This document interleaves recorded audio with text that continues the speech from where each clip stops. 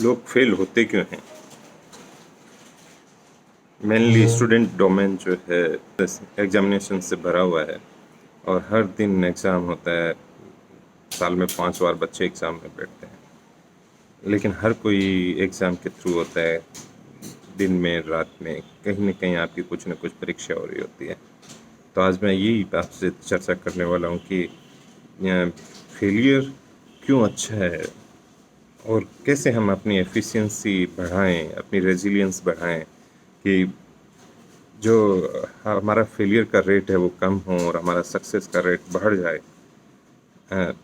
तो उस पे मैं आज का ताना बाना बुनने वाला हूँ।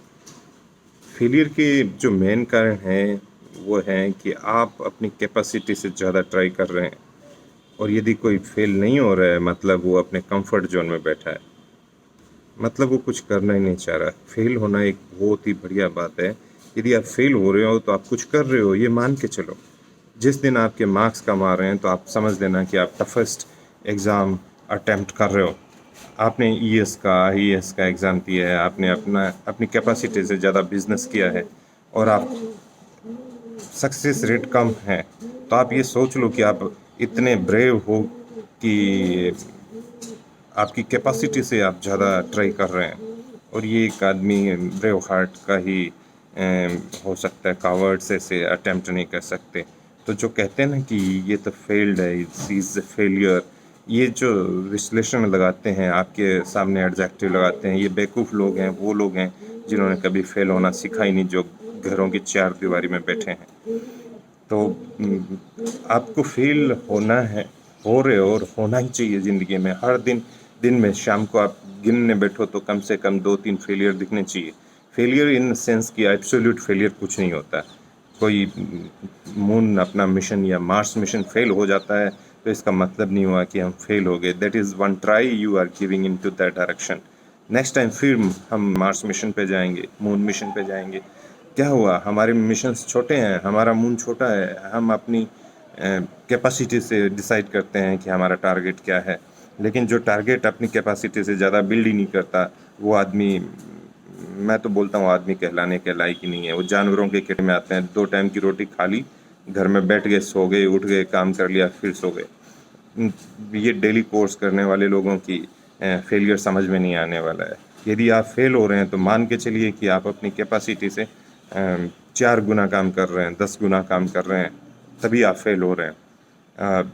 मैं एक और बात बता दूं, ये फेलियर किसी जाति, धर्म या समाज से या इकोनॉमिकली स्ट्रॉन्ग या वीक सेक्शन से बिलोंग नहीं करते। ये मानसिक एक स्थिति है जो आदमी पैदा करता है। और आप यदि मानसिक रूप से बहुत अच्छे हैं तो आप फेल हो ही रहे होंगे, डेली बेसिस पे हो रहे होंगे, आप उसको झेल रहे होंगे। ये कोई स्ट्रेस नहीं है। आप किसी से जो होगा कि स्ट्रेस मैनेजमेंट में चले जाओ, ये कुछ है नहीं स्ट्रेस जैसा। आपको ये फेलियर्स झेलने पड़ेंगे। आप झेल झेल के ही महाराणा प्रताप बनेंगे, आप शिवाजी बनेंगे। उन्होंने क्या फेलियर्स नहीं देखे थे ज़िंदगी में? पहाड़ों पे चढ़ने के लिए उन्होंने क्या एक ही तरीका अपनाया था? हज़ारों तरीके लगाए होंगे तब जाके वो इतने किले फतेह किए उन्होंने। तो आप फेल अच्छे हो रहे हैं। अब मैं थोड़ा सा आपको डिस्कस कर लूँ कि आप इनको फेलियर्स को कैसे हम तकनीकी तौर पे मैनेज करें ताकि हमारा कम एफर्ट्स में हम ज़्यादा सक्सेस रेट को अचीव करें। तो मेरा ये मानना है कि कोई भी एग्ज़ाम हो, यूनिवर्सिटी एग्ज़ाम हो या लाइफ एग्ज़ाम्स हो, उसमें क्या होता है कि आपको पास होने के लिए 33% मार्क्स की ही ज़रूरत होती है। और 33% ये लोग आपको बनाते हैं कि 33% की ज़रूरत होती है, 100 में से 33 की ज़रूरत होती है।